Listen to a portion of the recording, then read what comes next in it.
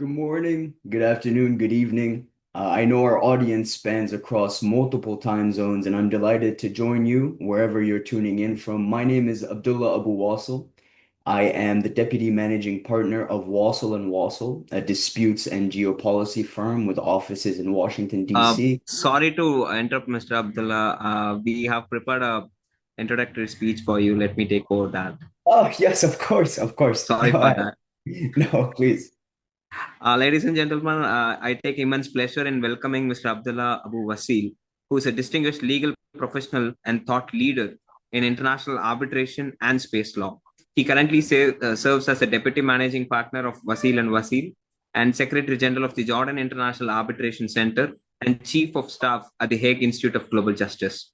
Mr. Abu Wasil has represented high net worth investors in complex investment arbitration disputes across the Middle East and has appeared before numerous arbitration tribunals and legislative bodies, including the US Congress. He is also a key contributor to the global space policy, having co authored the Washington Compact, a landmark treaty on commercial space conduct. We are honored to welcome Mr. Abdullah Abu Wasil to share his insight in evolving ADR landscape in Jordan and the broader Middle East and enrich today's proceedings with his global perspective. And the dice is up to you.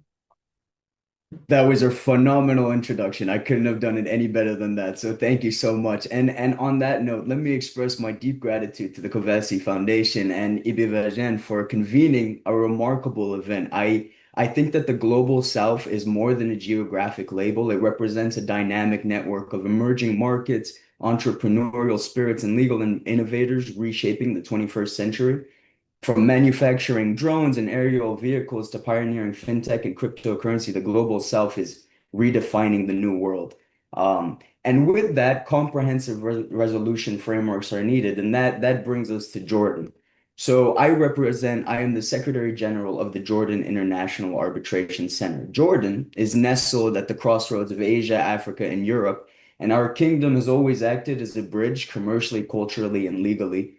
Um, and this started with our Bedouin tribes doing oral conciliation and mediation in the deserts to the Ottoman era Qadi courts, and now to the modern era, which has harmonized the UNCITRAL inspired statutory framework. So today, Jordan's arbitration framework is defined by four pillars. The first being Jordan's arbitration law number 31 of 2000 and its subsequent amendments, which took place in 2018. Second, its emerging institutional infrastructure, that being the Jordan International Arbitration Center, to administer global disputes within Amman. And third, a judiciary that has embraced arbitration through consistent pro-enforcement rulings. And finally, the ongoing reforms that are being designed to keep our processes agile, tech-savvy, and user-focused. Um, so this journey is vital because the global south is very much confined geographically within the MENA region. A renewable energy project financed in Europe, built by Jordanian contractors and underwritten by a consortium of Gulf and Asian investors, will present novel legal questions. And if we want parties to see Amman as a natural neutral forum, just as they see Singapore, Geneva, or Dubai, we have to offer them modern laws, not only on the books, but also world-class institutions that harness artificial intelligence, virtual proceedings, and seamless digital file sharing. So this afternoon, I'm going to walk through those four pillars to give you an introduction to Jordan's arbitration framework and JIAC, of course. And at the conclusion of this, please feel free to shoot me an email, connect on LinkedIn. The arbitration community is very welcoming, and I would love to get to know all of you. Um, so I'm going to commence by talking about the arbitration law, which essentially is the foundation of arbitration in Jordan. And that's based on law number 31 of 2000 and its subsequent amendments. Now, the Jordanian arbitration law, similar to the majority of arbitration laws in the Middle East, was derived from the Egyptian Arbitration Act, which itself is based on the UNCITRAL model law. Now, those familiar with international arbitration will know that the majority of countries have based their national arbitration laws on the UNCITRAL model law, including India's Arbitration and Conciliation Act of 1996. It's adaptable, it's reliable, and it's proven for success.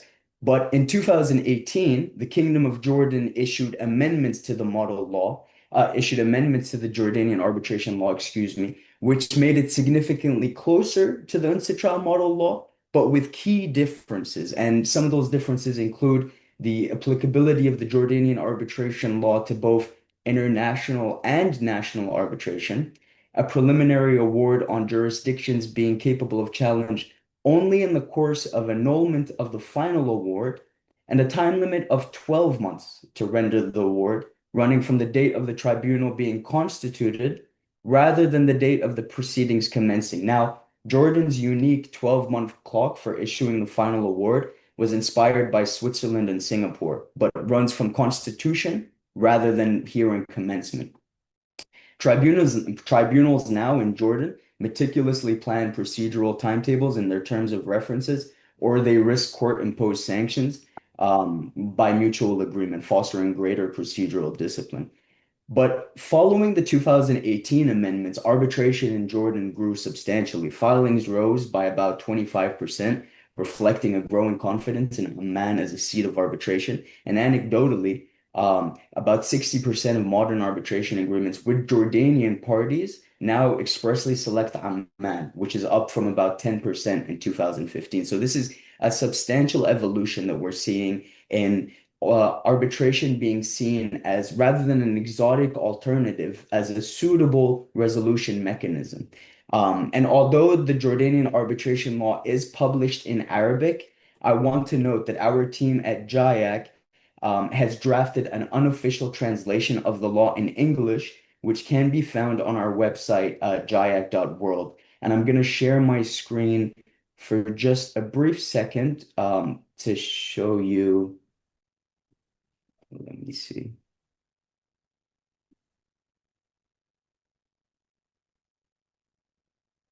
Okay. So this is the JIAC website. It is jiac.world. And as you can see here, if we go to the Jordan arbitration law, we have both a HTML format and we also have it formatted in a web page style for the ease of users. However, if you would like to download a copy, you can do so, which is the unofficial translation by JIAC, with footnotes and everything needed for users who are entering the market, for ease of accessibility for users. So that's the Jordanian arbitration law. And internationally, Jordan is also a party to the New York Convention on Recognition and Enforcement of Foreign Arbitral Awards. And it's also a party to several bilateral treaties on legal assistance with its neighboring countries, such as Egypt, Qatar, and the UAE. But one of the points that I have to make significant is the Kingdom of Jordan did not have an arbitral institute to administer disputes similar to Egypt's KRICA or the UAE's DIAC or ADGM. Under the arbitration law, coordination of arbitration-related court matters was scattered among three tiers of judiciary. Now, the Court of Appeal handles judicial assistant requests, such as orders to compel document production or to appoint default arbitrators. The Court of Cassation adjudicates enforcement and annulment applications for domestic awards, and the Court of First Instance is charged with enforcing foreign ceded awards. But despite this scattered framework, there was no dedicated arbitral institute within Amman to guide parties, manage filings, or just essentially provide institutional support. In March of last year, we started the Jordan International Arbitration Center precisely to fill that institutional void. Now, to ensure global standards, JIAC is supported by an international advisorate consisting of leading practitioners, academics, and in-house counsels from every major arbitration hub. And we are particularly honored to have Dr. Wolfgang Peter, the architect of Switzerland's Unified Arbitration Centers, serving as our honorary president, who provides invaluable guidance on governance and best practices. In our first year, which was 2024, brand positioning was paramount. We sponsored virtually every major international arbitration gathering, London, Istanbul, Washington, and China, and we established Amman as a serious up-and-coming venue. Now, parallel to these outreach efforts, we forged a partnership with Juice Mundi, the premier global arbitration database I'm sure many are cognizant of, contributing our translations of Jordanian court rulings and our forthcoming rules so that practitioners worldwide can access and cite Jordanian materials with ease. And in this regard, I'll show you here. What we have done is we've aimed to make the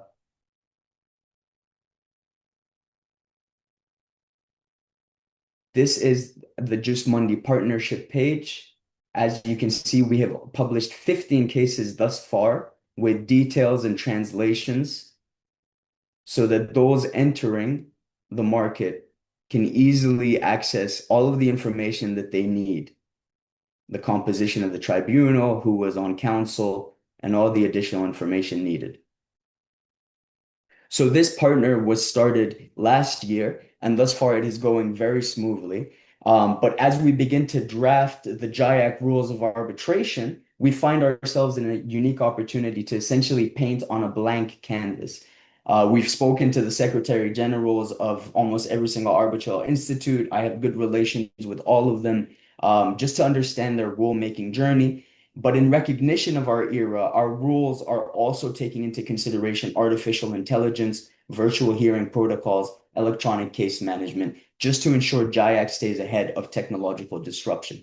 And geopolitics too shapes our mandate. Historically, the Kingdom of Jordan has acted as a neutral mediator in regional disputes, from trade embargoes to water resource allocations, while maintaining trusted relationships across continents. So GIAC aspires to embody that neutrality, whether parties come from sanction-related claims, tariff disputes, or complex cross-border joint venture disagreements.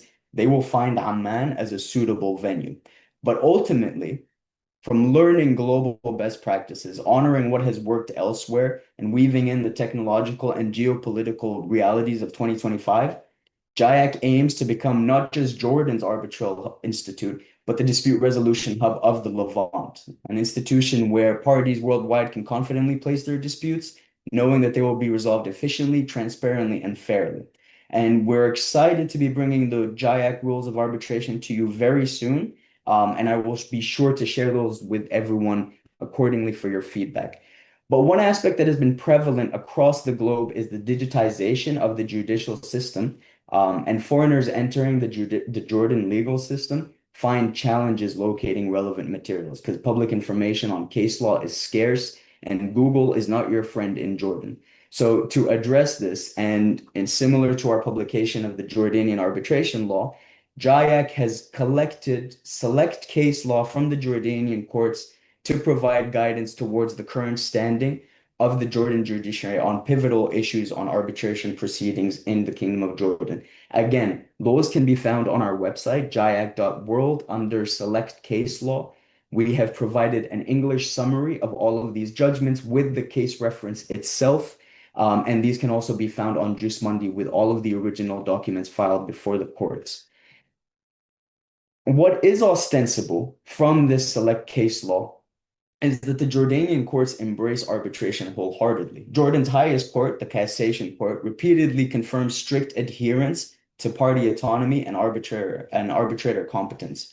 For example, in the Cassation Court's judgment for case number 112 of 2022 and 297 of 2023, the Court of Cassation underscored the principle of competence by confirming that challenges to arbitrary jurisdictions belong first to the tribunal itself, with judicial review deferred until any later annulment proceedings.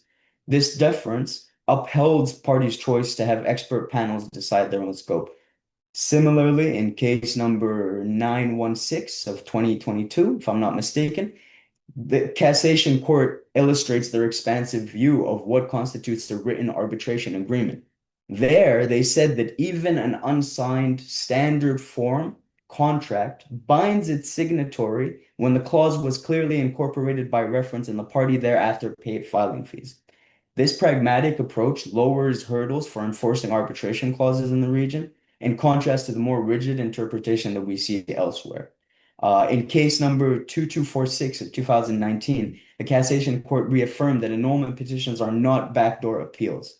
Absent a manifest breach of public policy or a tribunal acting beyond its mandate, the reviewing court confines itself to examining formal defects such as capability, procedural irregularities, or arbitrator impartiality. thereby safeguarding the finality of our awards. And finally, in judgment number 2301 of 2022, the court crystallized Jordan's strict non-intervention principle under the New York Convention by enforcing a London seat award, making clear that neither the choice of the seat nor institutional rules justify judicial encroachment, so long as the award does not offend narrow public policy exceptions. Taken together, these judicial decisions reveal a judiciary that regards arbitration, again, not as an exotic alternative, but as a mainstream, well understood mechanism deserving of full respect. And across multiple judicions from Jordan's judiciary, the pro arbitration stance has become clear. So, what JIAC has done by codifying these principles in publicly accessible English language summaries is to shape how users perceive and engage with Jordan's robust pro arbitration courts. And there are a lot of reforms currently taking place in Jordan, one of them being the digitization efforts of JIAC. But of course, one of the most impactful endeavors currently taking place is that of ours. As noted, Jordan didn't have an arbitral institute up until last year. So when we established the arbitral institute, the idea was to get everyone on board in the country so that we can develop this institute into a comprehensive body for the kingdom.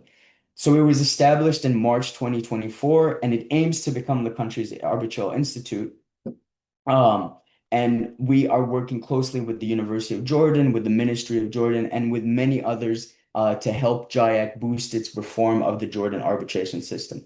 But at the same time, the Jordan arbitration law is constantly being reviewed for scrutiny and for any amendments. Just, I believe, 2 weeks ago now, the Minister of Justice for Jordan convened a meeting with the Jordanian Arbitrators Association to discuss the developments to arbitrator training, to the arbitration law, and to initiatives for university students who are looking to get involved in ADR. And with that, currently workshops are being developed for arbitrators to meet international standards, and there are workshops being developed for students to become better practitioners. But ultimately, dispute resolution has long been present in the kingdom, but more effort has been put recently towards fine-tuning arbitration specifically. JIAC and the Jordanian Ministry of Justice are leading the charge on this. Arbitrators and practitioners are being trained to meet international standards. Jordanian arbitration law is constantly being scrutinized. And looking ahead, there are exciting opportunities for collaboration and engagement with Jordan's arbitration community. JIAC, we invite universities, bar associations, international institutions to partner with us on advanced research programs or training programs, whether exploring AI-assisted document review, sovereign immunity and questions, or disputes arising from renewable energy ventures. In the coming months, we will circulate our rules of arbitration, and your insights as practitioners, as arbitrators, as students will be invaluable in refining these procedures. So we very much look forward to your comments on those.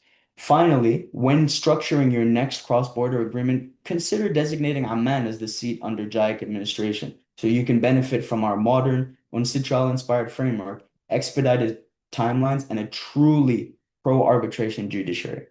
Together, we can not only elevate Jordan's arbitration framework, but also the global hub, the global South as a new hub for arbitration. I thank you all for taking the time to listen to me today. Again, please feel free to connect on LinkedIn. Please feel free to shoot me an email. I remain completely available to connect with all of you. And on behalf of everyone at JIAC, thank you again for having us. And I hope everyone has a remarkably tranquil weekend ahead.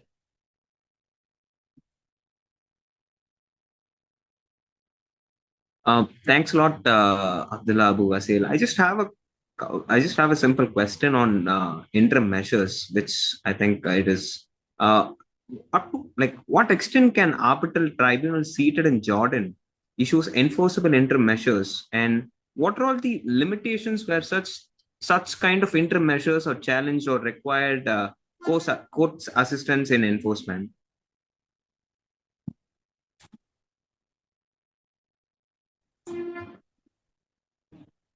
Can you hear me? Yeah, I could. Okay, so what extent can arbitral tribunals in Jordan issue interim measures? So in Jordan, the arbitration law provides that arbitral tribunals seated in Jordan possess express authority to order interim measures, subject to the parties' agreement.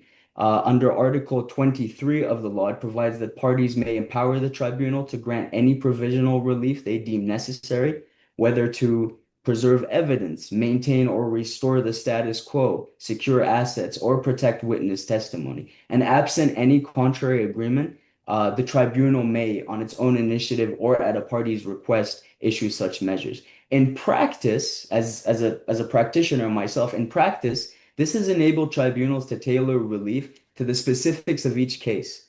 They draw on a broad discretionary mandate that mirrors and, in some respects, expands on comparable powers under the UNCITRAL model law. But because the tribunals lack coercive power, any interim order must be enforced by the courts themselves.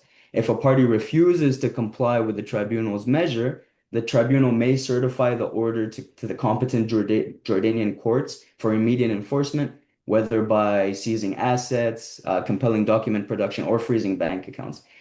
This is a two-step mechanism, the tribunal issuance followed by the judicial enforcement. This ensures that both the effectiveness of the interim relief and respect for both the judicial oversight. Perfect. Thank you. Thanks for the question. So my question to you, Mr. Abdullah, is how far GIAC is embracing technology or innovation to improve arbitration process, be it in domestic or international cases? Thank you. Thank you for your question. Yes, this is something that we take into consideration very strongly. As a personal anecdote, I am on the younger side with respect to my age, so I understand the embrace and the substantial effect that technology will have. I saw when the internet was dial-up. You remember when it was dot, dot, dot, dot, and you would dial up your internet. I saw when it became Wi-Fi, and now I'm seeing AI. And that's something that we're taking very strongly into consideration. And I can give you some insight. One of the things that we're currently looking at, and this is exclusive, no one knows about this so far, but one of the things we're currently looking at is a partnership with Justical. Justical is one of the leading virtual proceeding providers in Finland, if I'm not mistaken. And the goal there is we will have at JIAC, hopefully, a fully virtual proceeding system so that just how you and I are speaking right now, we can be in multiple corners of the world and have proceedings handled virtually without the need for calls, without the need for anything. Just have everything handled virtually. And with that, we are looking at the possibility of an AI arbitrator. Now, this is something that's very extravagant, and parties, I can tell you, as someone who deals with clients daily, parties are going to be hesitant to implement an AI arbitrator because you don't want a decision in seconds. You want someone who thought about a decision. But this is something that is currently picking up traction, and we are taking it into consideration as well. And we're looking forward to possibly adding it into our rules so that if parties agree to have their dispute adjudicated by an arbitrator, we can simply take all the facts, take all the case file, give it to the AI, and have the arbitrator give the award. The virtual proceedings, of course, is another one. And then another aspect that we're also looking at is the digitization efforts. Have everything digitized. The DIFC courts does this phenomenally, and I give my commend to them and to the DIFC arbitration court. But the digitization efforts is what we're looking at because in Jordan right now, everything seems to have excelled substantially except the digitization efforts. So that's what we're also looking at working on.